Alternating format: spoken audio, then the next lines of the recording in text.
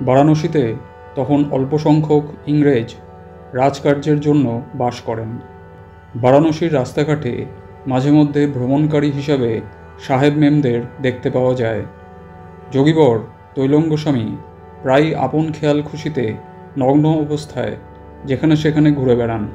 ইউরোপীয়রা এ দৃশ্য মোটেই ভালো চোখে নেয় না। বিশেষত মেম সাহেবরা উলঙ্গ স্বামীকে দেখে ভীষণ অস্বস্তি বোধ করেন। তখন কাশীর ম্যাজিস্ট্রেটের কাছে এই অভিযোগ পৌঁছায়। একদিন তৈলঙ্গ মহারাজ গঙ্গার ঘাটে বসে আছেন। হঠাৎ একজন পুলিশ অফিসার সেখানে এসে উপস্থিত হয়। তৈলঙ্গস্বামী মহারাজকে বলে তার সাথে থানায় যেতে, কিন্তু ধ্যানে মগ্ন যোগীবরের কানে কোনো কথাই পৌঁছায় না। অফিসারটি প্রচণ্ড রেগে যায়। সে তৈলঙ্গস্বামীকে প্রহার করতে শুরু করে। এমন সময় ভক্তেরা সেখানে এসে বাধা দেয়। অফিসারটি থানার দিকে রওনা হয় এবং কিছুক্ষণ পর আরও লোকজন সাথে নিয়ে ফিরে আসেন। এবার সে যোগীবরকে একটি দোলায় তুলে নিয়ে সরাসরি ম্যাজিস্ট্রেট সাহেবের কাছে হাজির করে। কড়া স্বভাবের ম্যাজিস্ট্রেট সাহেব রুক্ষ স্বরে প্রশ্ন করলেন, সাধু, তুমি অসভ্যের মতো উলঙ্গ থাকো কেন? এভাবে যেখানে সেখানে ঘুরে বেড়াও কেন? তৈলঙ্গস্বামী মহারাজের কানে একটি কথাও প্রবেশ করল না। তিনি কোনো উত্তর দিলেন না। ম্যাজিস্ট্রেট সাহেব রাগে ফেটে পড়লেন। তিনি আদেশ দিলেন, এখনই একে হাতকড়া পরিয়ে হাজতে নিয়ে যাও। সেই মুহূর্তে ঘটে গেল একটি অলৌকিক ঘটনা। প্রহরী ঘেরা কামরা থেকে ম্যাজিস্ট্রেট ও সেখানে উপস্থিত সকল লোকজনের দৃষ্টি এড়িয়ে তৈলঙ্গস্বামী কোথায় হঠাৎ অদৃশ্য হয়ে গেলেন। এজলাস কক্ষের ভেতর বাইরে অনেক খুঁজেও কেউ স্বামী মহারাজের সন্ধান পেলেন না। কিছুক্ষণ পর যোগীবরকে হঠাৎ তার আগের স্থানটিতে দেখা গেল। তৈলঙ্গস্বামীর চোখে মুখে বালসুলভ কৌতুকের হাসি। এই ঘটনা চাক্ষুষ করে ম্যাজিস্ট্রেট সাহেব হতবুদ্ধি হয়ে গেলেন। এবার তার ধারণা হলো এই সন্ন্যাসী সাধারণ মানুষ নয়। সে সময় তৈলঙ্গস্বামীর কয়েকজন বিশিষ্ট ভক্ত একজন উকিলকে সাথে নিয়ে আদালতে উপস্থিত হলেন। ইংরেজ ম্যাজিস্ট্রেট সাহেবকে তারা বোঝালেন, ইনি একজন বিখ্যাত সাধু, সমস্ত জাগতিক লোভ, মোহ, দ্বন্দ্ব, সংকোচের অতীত। চন্দন ও বিষ্ঠায় এই নির্বিকার মহাপুরুষের সমজ্ঞান।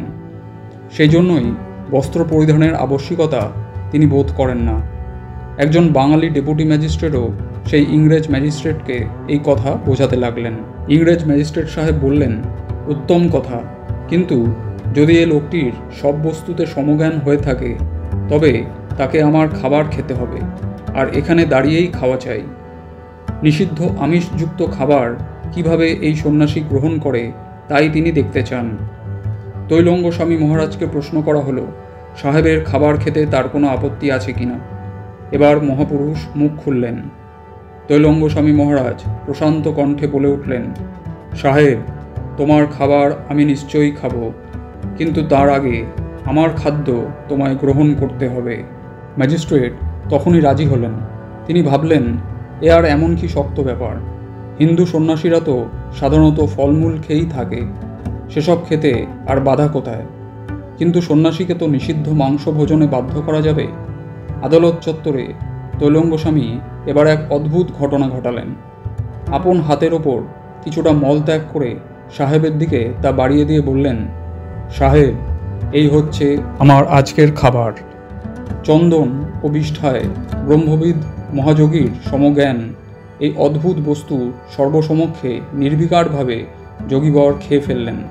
অসামান্য যোগ বিভূতির প্রভাবে সেই ঘৃণ্য বস্তু তখন সুস্বাদু খাদ্যে রূপান্তরিত হয়েছে। সমস্ত আদালত চত্বর ভরে উঠেছে এক সুন্দর গন্ধে। এ সন্ন্যাসীর যোগশক্তি যে অপরিমেয় এবং ওনার ক্রিয়াকলাপ যে মোটেই সাধারণ মানুষের মতো নয়, সাহেব সে তত্ত্বটি উপলব্ধি করলেন। অবিলম্বে তিনি আদেশ দিলেন, তৈলঙ্গস্বামী মহারাজ উলঙ্গ অবস্থায় স্বেচ্ছামতো এ শহরে বিচরণ করতে পারবেন। এতে কখনো কোনো রকম বাধা দেওয়া হবে না।